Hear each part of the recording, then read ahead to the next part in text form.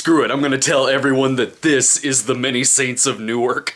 Paul Thomas Anderson's new film, Licorice Pizza, has been out for some days now, but I finally got a chance to see it. We spent our Christmas back in Springfield, and, well, it wasn't showing in Springfield. Because of course it wasn't. Good thing Springfield is exactly how I left it. Licorice Pizza is totally a hangout film that takes place in the early 1970s and is about the awkwardness of first loves, and it's just great. I love that this is a movie that lets its characters be immature, naive dicks and is unapologetic about it. You've got our lead, Gary, in a great performance by Cooper Hoffman, who is a teenager who thinks he's too cool for school and certainly wants a lot of things in life, mainly to be successful as either an actor or a businessman, one of the two, doesn't matter. And he also wants to be stupid with his friends. And then you've got Alana, also a great performance by Alana Haim, who is at that point in her 20s where she still likes doing dumb things, but is on that bridge between doing carefree shit, but also wanting to be an adult and make a difference in the world.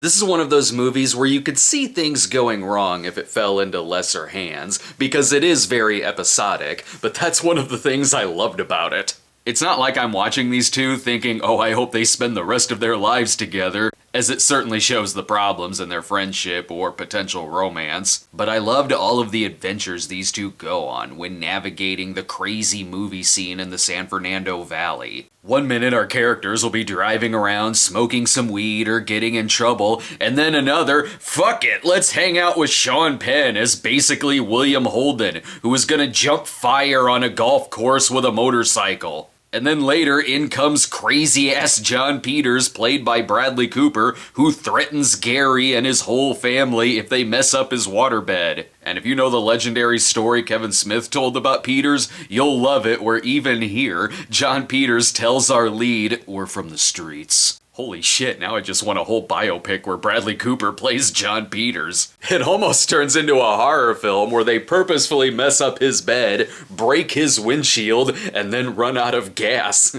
Luckily, there is all the context in the world for them running out of gas, so you're just waiting there for Peters to pop back up like he's Jason Voorhees. I loved not knowing where this movie was going. You'll have a section where Alana is working for a political candidate, and then some strange guy is standing outside, so you don't know if the events of Taxi Driver are going on in the background. You're just really along for the carefree ride of these characters. If something doesn't quite work out, they don't necessarily dwell on it. They're like, okay, so there might not have been a callback for this acting part. Screw it, we're selling waterbeds now. Oh, did the waterbeds not work out? Fine, now we're opening up a pinball arcade. The movie 100% feels like a cool early 70s flick that my parents would have shown me as a kid. Everything about this feels authentic, from the way the actors look, to the characters' hair, to their skin. Some look like they're this close to auditioning for supporting roles in Debbie Does Dallas. And with the sleaze factor and the musical score, this could be the same universe as Dirty O'Neill. Plus, the soundtrack uses a lot of deep cuts and not just the hits. Hell, they play one of my favorite instrumentals, The Horse by Cliff Nobles and Company.